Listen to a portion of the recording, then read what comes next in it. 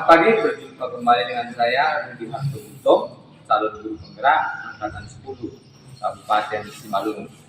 Berikut saya akan menampilkan pra-observasi sebelum saya akan mensupervisi kelas di SMK dengan Bapak Jamris Pandiana. Selamat pagi Pak. Selamat pagi Pak. Baik, apa kabarnya di pagi ini Pak? Sehat Pak, sehat. Hari ini kita mengadakan percakapan pra-observasi Pak, sebelum nanti saya akan mengamati proses pembelajaran yang akan Bapak lakukan di dalam kelas. Sebelumnya saya akan melakukan pra-observasi ini Pak. Adapun dilakukannya supervisi ini adalah untuk mengetahui dan mengevaluasi jalannya proses pembelajaran yang akan Bapak lakukan Pak. Kenapa hari ini kita melakukan percakapan pra-observasi? Sebagai persiapan awal sebelum Bapak nanti melakukan kegiatan pembelajaran agar lebih siap Pak, lebih percaya diri Bapak, sehingga memberikan pembelajaran yang terbaik bagi murid. Ada beberapa pertanyaan yang akan saya sampaikan kepada Bapak. Yang pertama berkaitan dengan tujuan Pak. Kira-kira apa tujuan pembelajaran yang akan Bapak capai dalam pembelajaran? Oke, terima kasih Pak sebelumnya Pak atas kesempatan yang sudah diberikan kepada saya. Untuk materi yang akan saya ajarkan nanti di kelas adalah tentang berpikir komputasional Pak. Jadi di dalam berpikir komputasional ada dua tujuan pembelajaran. Yang pertama, tujuan pembelajarannya yaitu peserta didik mampu memahami konsep dari berpikir komputasional. Dan yang kedua, peserta didik mampu menerapkan dan mengimplementasikan konsep dari berpikir komputasional tersebut di dalam kehidupan mereka sehari-hari. Baik, saya catat dari sini Pak, tujuan pembelajaran yang akan Bapak capai ada dua ya Pak ya? Iya. Baik. Area yang ingin Bapak kembangkan, kira-kira apa Pak? Area yang ingin Bapak kembangkan dalam pembelajaran Bapak?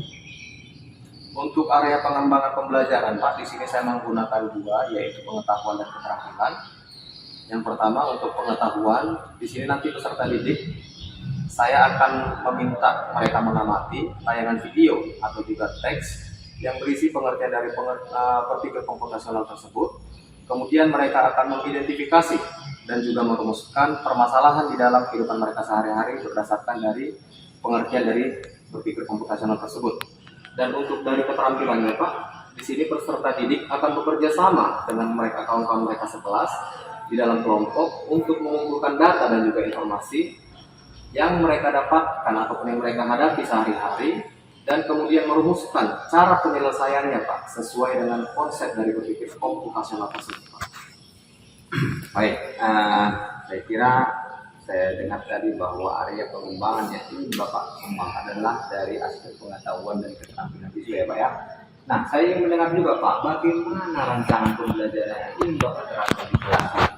Mungkin dari strategi pembelajarannya, model pembelajarannya, maupun metode pembelajaran yang akan Bapak lakukan. Baik, untuk strategi yang saya gunakan nantinya di sini adalah pembelajaran yang berdiferensiasi Pak, berdasarkan kesiapan belajar siswa yang diintegrasikan dengan pembelajaran sosial emosional. Kemudian saya akan melakukan pembagian kelompok sesuai dengan kemampuan, keterampilan, dan juga keaktifan siswa yang ada di kelas Pak. Untuk model pembelajarannya pun di sini saya akan menggunakan berbasis masalah ataupun based learning, yang juga di sini juga menggunakan metode diskusi kelompok, ceramah ataupun tanya jawab dengan siswa Pak. Wah, sangat menarik ya Pak ya pembelajaran yang Bapak lakukan. Karena saya lihat tadi ada pembelajaran berdiferensiasi, pembelajaran sosial emosional, lalu problem based learning, metode pembelajaran yang Bapak buat diskusi kelompok dan ceramah, sungguh menarik Pak. Nah, jadi saya terus ingin langsung ke kelas Bapak. Terus bagaimana dengan media pembelajaran yang akan Bapak gunakan pada saat pembelajaran ini?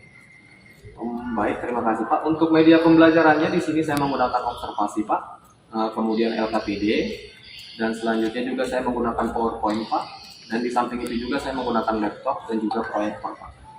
Oke, saya kira ini juga hampir lengkap ya Pak, mulai dari awal sampai tujuan, media Bapak buat, pembelajaran berdiferensiasi, pembelajaran sosial emosional, metode pembelajaran, hampir sudah lengkap saya kira ini Pak. Jadi Pak, kira-kira kapanlah ini Bapak extendkan pembelajaran ini, di kelas berapa dan jam berapa Pak? Untuk roster mengajar saya yang saya lihat Pak di jam mengajar saya. Ini kebetulan saya ada jadwal di hari Sabtu pagi Pak, les pertama di kelas 10 Kin 1 Pak. Oke, hari Sabtu Pak di les pertama di Kin 1 Pak ya. Iya. Berarti saya akan datang ke kelas Bapak, saya akan melakukan observasi kelas Pak, melihat kondisi di kelas Bapak dan melihat bagaimana hal-hal yang sudah kita bicarakan pada saat pra observasi ini Pak. Apa yang telah kita bicarakan tadi tujuan pembelajaran dan semua yang kita bicarakan pada saat pra observasi ini, saya akan melakukan observasi itu Pak di kelas Bapak. Oke, baik.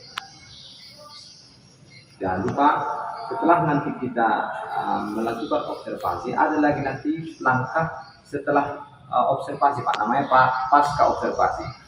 Pasca observasi nanti Pak kita akan berdiskusi seperti ini, tapi didampingi oleh PP nanti pengajar praktik. Nah, sebelum nanti kita akhiri pembicaraan kita pra observasi ini Pak, kira-kira apa yang dapat Bapak dapatkan pada saat atau pada percakapan kita hari ini Pak? Oke, terima kasih Pak. Jujur untuk dari setelah kita melakukan pra observasi ini Pak, saya mendapatkan gambaran Pak. Media apa yang seperti yang akan saya gunakan, kemudian materi yang seperti apa yang akan saya persiapkan nantinya di depan siswa. Saya sudah memikirkan agar semenarik mungkin supaya siswa tadi pun bisa mengerti dengan cepat tentang materi dari pendidikan komputasional tersebut Pak. Oke, berarti setelah kita membuat pra observasi ini Bapak sudah semakin mempercayai diri ya Pak ya? Percaya diri ya Pak ya? Iya. Karena sudah Bapak persiapkan tujuan pembelajaran, area pengembangannya, metode, strategi sudah Bapak persiapkan. Terima kasih Pak atas kesediaan pra observasi ini dapat berjalan dengan lancar. Semoga apa yang kita diskusikan pada saat pra observasi ini Pak, saya akan observasi nanti di kelas Bapak berjalan dengan lancar ya Pak ya. Terima kasih Pak atas kerjasamanya Pak. Oke, terima kasih Pak. Selamat pagi ya Pak ya. Selamat pagi Pak.